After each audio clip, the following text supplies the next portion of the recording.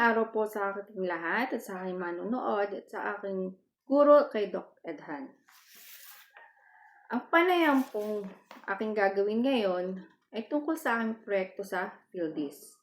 Ang panayam pong ito ay may layunin na ipakita ang kahalagahan ng wikang Filipino sa paggamit sa araw-araw na pamumuhay ng bawat tao at kung paano ka makikipagkomunikasyon na gamit ang wikang Filipino. Sa proyekto pong ito, ang napili ko pong kapanayamin ay bilang isang business entrepreneurship student. Ako po ay sobrang hanga sa kanyang kasipagan at determinasyon bilang isang businessman. Bukod sa kanyang trabaho mula Lunes hanggang Biyernes, nagtitinda din siya ng taho sa umaga at balot at penoy naman sa hapon tuwing Sabado at Linggo. Napaka-responsable at napakasipag. Dahil dito napagtagumpayan niya ang kanyang mga hinahangad sa buhay. Sa pagtitindang ito, nakatapos siya ng pag-aaral. Nagtapos siya ng kursong Bachelor of Secondary Education, major in Biological Science. Nagtapos po siya sa Batangas State University. Sa kasalukuyan po ay nagtatrabaho siya sa Batangas Provincial Jail bilang isang administrative staff. Siya po ay si Ginoong Aldrin Cordero Alcaneses, 35 taong gulang, may asawa at 2 anak. Ngayon naman po ay dadako na po tayo sa ating mga katanungang inihanda. Heto po ang bawat tanong. Unang tanong, gaano kadalas ninyo ginagamit ang Filipino sa inyong trabaho o disiplina? Ikalawa, ano ang mga sitwasyon o gawain ang mas ginagamit ang Filipino? Katlo, ano ang kahalagahan ng paggamit ng Filipino sa inyong disiplina? Kaapat, ano ang mga hamon sa paggamit ng Filipino sa trabaho o akademya? Kalima, mayroon bang terminolohiyang Filipino na ginagamit ninyo sa araw-araw? Kaanim, paano nakakatulong ang paggamit ng Filipino sa pakikipag-ugnay sa mga kasamahan o kliyente? Kapito, sa inyong opinyon, dapat bang mas palamawigin ang paggamit ng Filipino sa inyong disiplina at bakit? Ikawalo, nakakaranas ba kayo ng kalituhan o hindi? Pagkakaintindihan kapag gumagamit ng Filipino sa technical o akademikong konteksto. Paano ninyo ito hinaharap? Ikasiyam, maaari bang ibahagi ng isang halimbawa kung saan ang paggamit ng Filipino ay nakakatulong sa pag-unawa o paglutas ng isang problema sa inyong kalutasan sa isang problema? Magandang hapon sa iyo. Ako nga pala si Aldrin Alcaneses, 35 taong gulang, nagtapos ng kursong Bachelor of Secondary Education sa Batangas State University at kasalukuyang nagtatrabaho sa isang ahensya ng gobyerno sa Batangas Provincial Jail bilang isang administrative officer. Ang iyong unang katanungan ay gaano kadalas ginagamit ang Pilipino sa iyong trabaho o disiplina?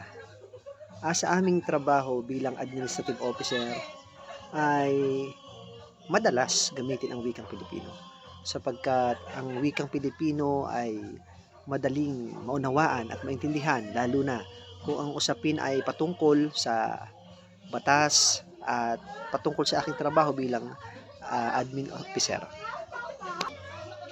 Ang iyong ikalawang tanong ay ano ang mga sitwasyon o gawain na mas ginagamit ang wikang Pilipino? Maraming pagkakataon na nagagamit talaga natin ang ating wika, lalo na ang Pilipino, kapag tayo ay nakikipag-usap sa ating mga kaibigan, kakilala, mga mahal sa buhay. Sapagkat mas ramdam mo yung pakikipag-usap kapag ang wikang ginagamit mo ay Pilipino. Ang iyong ikatlong tanong ay ano ang kahalagahan ng paggamit ng wikang Pilipino sa iyong disiplina? Ang masasabi ko rito ay lubhang mahalaga ang paggamit ng wikang Pilipino sapagkat tayo'y Pilipino. Sapagkat ito ang pagkakakilanlan sa atin bilang Pilipino na nakatira dito sa bansang Pilipinas. At ang pagpapahalaga sa wika ay isang maituturing na kayamanan bilang isang tao. Ang ikaapat na katanungan mo rito ay ano ang mga hamon sa paggamit ng Pilipino sa trabaho o akademya? Ang masasabi ko rito ay may mga pagkakataon na kapag ikaw ay may nakausap na ibang tao na halimbawa may ibang dialekto, bagaman Pilipino ay may kanya-kanyang dialekto ang paggamit ng wika, ay nagkakaroon tayo ng hindi pagkakaunawaan, pagkakaintindihan sapagkat yung kanilang salita ay bago sa pandinig. Yun ang kalimitang nagiging hamon para po sa atin. Ang ikalimang tanong ay mayroon bang mga terminolohiyang Pilipino na ginagamit ninyo sa araw-araw? Sa aking trabaho, palibasay nasa tayo sa patungkol sa batas, may mga salita tayong na halimbawa ng mga salita ay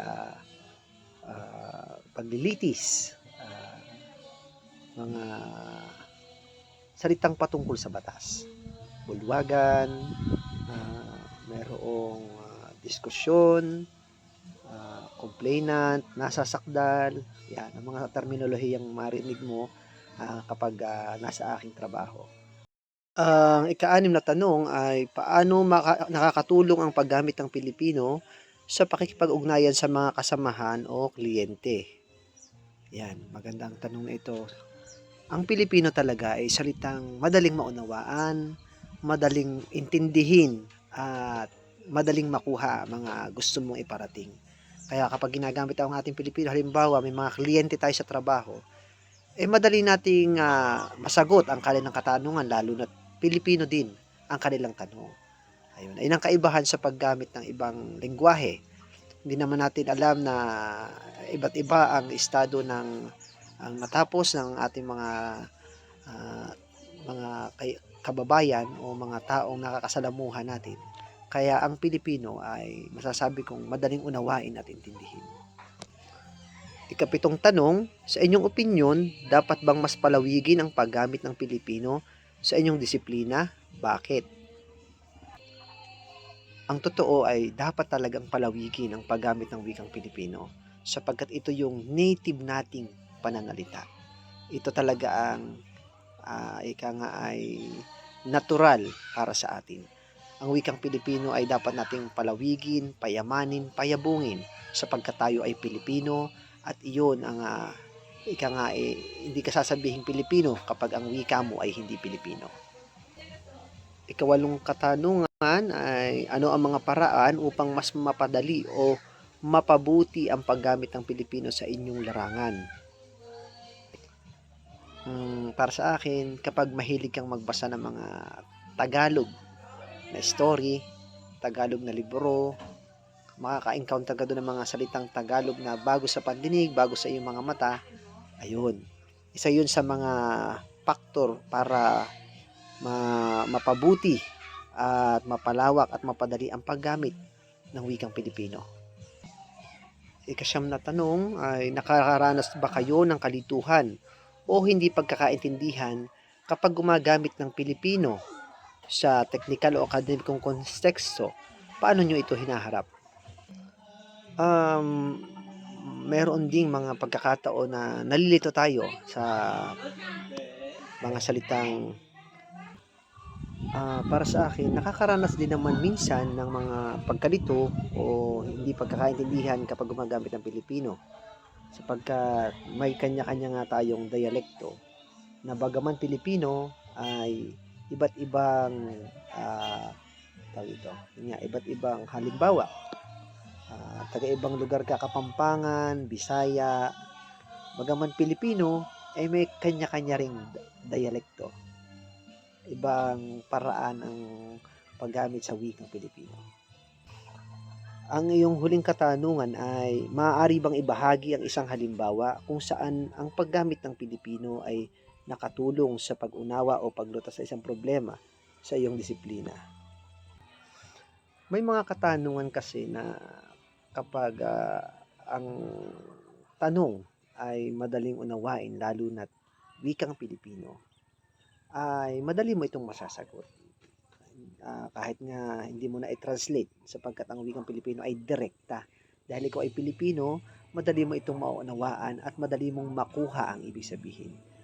Kaya nga, madaling nalulutas ang isang problema kapag alam mong sagutin ang tanong, lalo na at ito ay nauunawaan mo sapagkat ang tanong ay Pilipino at ito ay alam mo kung paano.